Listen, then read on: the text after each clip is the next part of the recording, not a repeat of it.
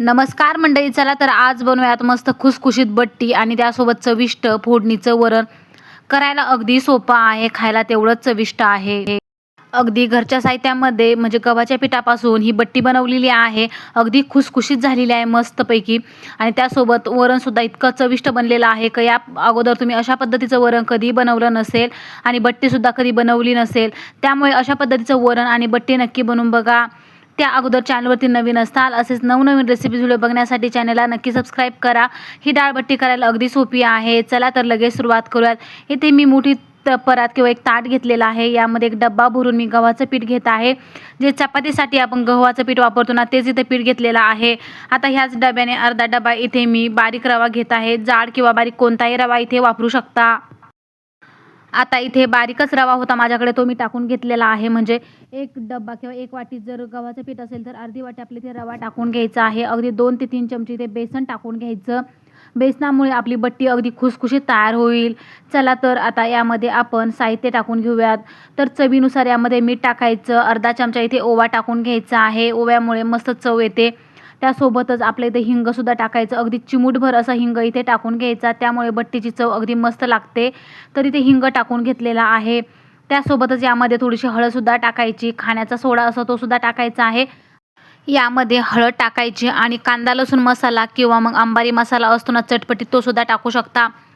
तर कांदा लसूण मसाल्याने आपली बट्टी जी आहे अगदी चविष्ट बनणार आहे. आता सगळं साहित्य मस्त छान मिक्स करून घ्यायचं. यामध्ये थोडंसं कच्चं तेल टाकायचं. गरम अजिबात करायचं नाही.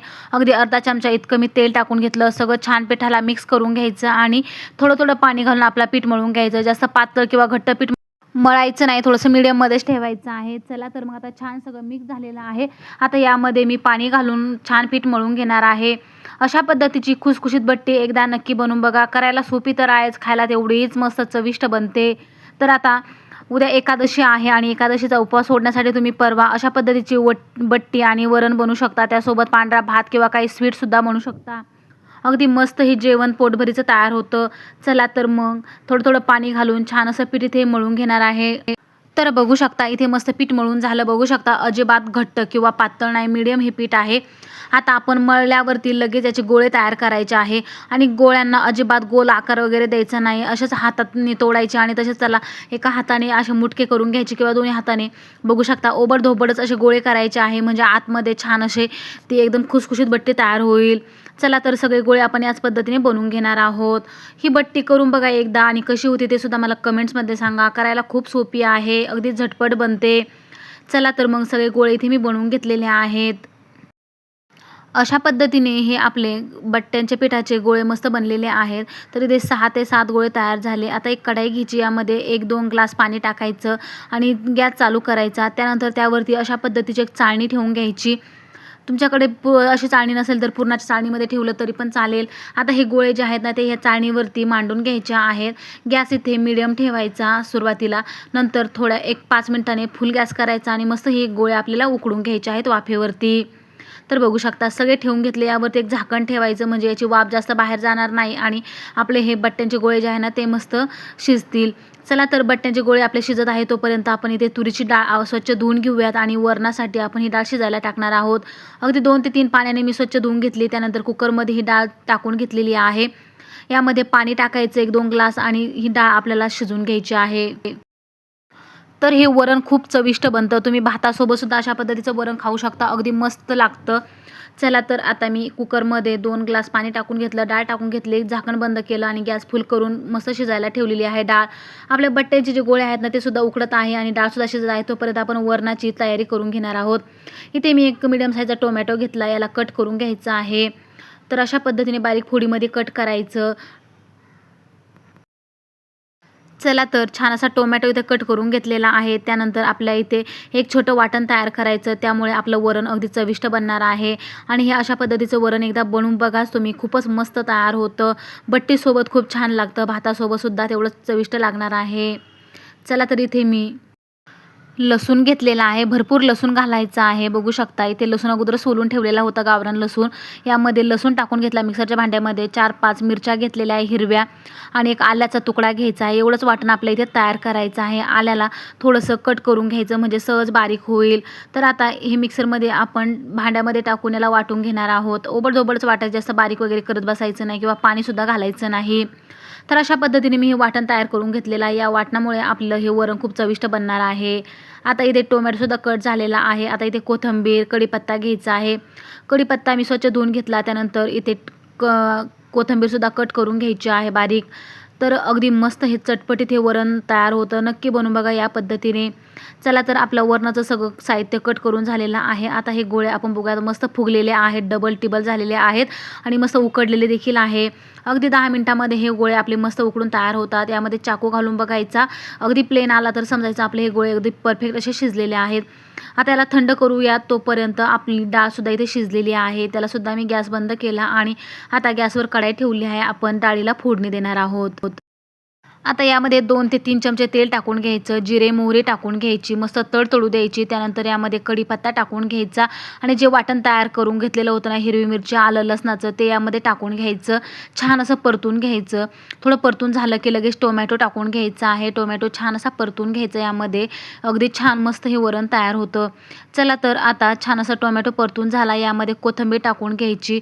आता हळदसुद्धा टाकायची आहे आणि थोडासा गोडा मसाला जो असतो ना, तो टाकून घ्यायचा. त्यामुळे वरण खूप मस्त तयार होईल. चला तर गोडा मसालासुद्धा टाकला, हळद टाकली, छान मिक्स केलं आणि यामध्ये परतलेल्या या मसाल्यामध्ये शिजवलेली डाळ टाकून घ्यायची. घट्टसर किती पातळ घट्ट हवं त्यानुसार यामध्ये पाणी टाकून घ्यायचं. जास्त घट्ट करू नका, बट्टीसोबत वरण हे थोडं पातळच असतं. यामध्ये भरपूर असं पाणी टाकून घेतलेलं आहे. बघू शकता या पद्धतीने गॅस इथे फुल केला आणि मस्त हे वरण आता शिजून किंवा उकळून घेणार आहे. तर अजून मी थोडंसं पाणी टाकून घेतलेलं आहे यामध्ये. जास्त घट्ट वरण करू नका, बट्टीसोबत खाण्यासाठी थोडं पातळसरच हवं आहे. चला तर इथे आता गॅस मीडियम किंवा फुल करायचा आणि मस्त वरण जे आहे ना उकळून घ्यायचं आहे. तोपर्यंत आपले इथे बट्टीचं जे आहे ना ते सुद्धा गोळे थंड झालेले आहे, त्यांना काढून घेऊयात. आता वरणामध्ये मीठसुद्धा टाकून घेतलेलं होतं. आता हे सगळे गोळे आता थंड झाल्यामुळे अशा पद्धतीने थोडेसे चिटकलेले आहेत. यांना काढून घ्यायचं आणि मस्त बट्टीच्या आकारामध्ये कट करून घ्यायचं आहे. तर तुम्ही इथे 2 भागामध्ये किंवा 4 भागामध्ये कट करू शकता किंवा तुम्ही एका स्लाईसचे तुम्ही 3 ते 4 भागसुद्धा करू शकता. अशा पद्धतीने चाकूने कट करायचं. बघू शकता आतमध्ये अगदी पोकळ अशी बट्टी तयार झाली. मस्त खुसखुशीत दिसत आहे. अगदी जाळीदार अशी ही खुसखुशीत बट्टी तयार होते. चला तर एका भागाचे मी 4 किंवा 3 भाग असे कट करून घेतलेले बघू शकता. या पद्धतीने सगळ्या बट्ट्या मी इथे कट करून घेणार आहे. तुम्ही तुमच्या आवडीनुसार इथे आकार छोटे मोठे बनवू शकता. चला तर मग सगळ्या बट्ट्या आपण याच पद्धतीने कट करून घेऊयात आणि त्यानंतर आपण यांना तेलामध्ये तळून घेणार आहोत. तेलामध्ये नसेल तळायच्या तर तुम्ही तुपामध्ये सुद्धा याला तळू शकता. अगदी मस्त तयार होतील. चला तर सगळ्या बट्ट्या आपण ह्या मस्त कट करून घेणार आहोत याच पद्धतीने. किती सोपी आहे बट्टी बनवायला. आपल्याकडे जर गहू जर जाडसर दळलेले नसतील किंवा बट्टीचं ते दळण असतं ना ते आपण दळलेलं नसेल किंवा आपल्याकडे पीठच नसेल तशा पद्धतीचं, तर अशा पद्धतीने बट्टी एकदा बनवून बघा. रव्याची आणि गव्हाच्या पिठाची अगदी मस्त तयार होते. अगदी या पद्धतीने बनवून बघा. अगदी खुसखुशीत बट्टी तयार होईल. चला तर मग सगळ्या बट्ट्या याच पद्धतीने मी कट करून घेतलेल्या आहेत. आता आपण ह्या तळून घेऊयात. आपलं वरणसुद्धा कमी गॅस करून मी उकळून घेत आहे. तोपर्यंत इथे बट्टीसुद्धा तयार होणार आहे. अशा पद्धतीने सगळ्या बट्ट्या कट करून घेतल्या. गॅसवर पुन्हा कढाई ठेवली. यामध्ये तेल टाकून घ्यायचं. जास्त तेल टाकू नका. जेवढं आपल्याला हवं आहे ना त्यानुसारच इथे तेल टाकायचं. तर एवढंच तेल इथे मी टाकून घेतलेलं आहे. गॅस आता फुल केलेला आहे. तेल मस्त तापून घेतलं. त्यानंतर मीडियम गॅस करायचा, कमी करायचा नाही, मीडियम करायचा आणि मीडियम गॅसवरच ह्या बट्ट्या आपल्या तळून घ्यायच्या आहेत. फुल गॅस अजिबात करायचा नाही. फुल गॅस केला तर बट्टी आपली जळू शकते. तुम्ही कमी गॅसवर सुद्धा याला तळून घेऊ शकता. तर बघू शकता गॅस हा कमी आणि मीडियममध्येच मी ठेवला होता. तर अशा पद्धतीने आपल्या बट्ट्या मस्त रंगावरती तळून झालेल्या आहेत. आता यांना काढून घेऊयात. मस्त खुसखुशीत या बट्ट्या तयार झाल्यावर सुद्धा मस्त उकळलेला आहे. सगळ्या बट्ट्या मी याच पद्धतीने तळून घेणार आहे. तर बघू शकता अगदी मस्त असा तांबूस रंगावरती आपल्या ह्या बट्ट्या झालेल्या आहे.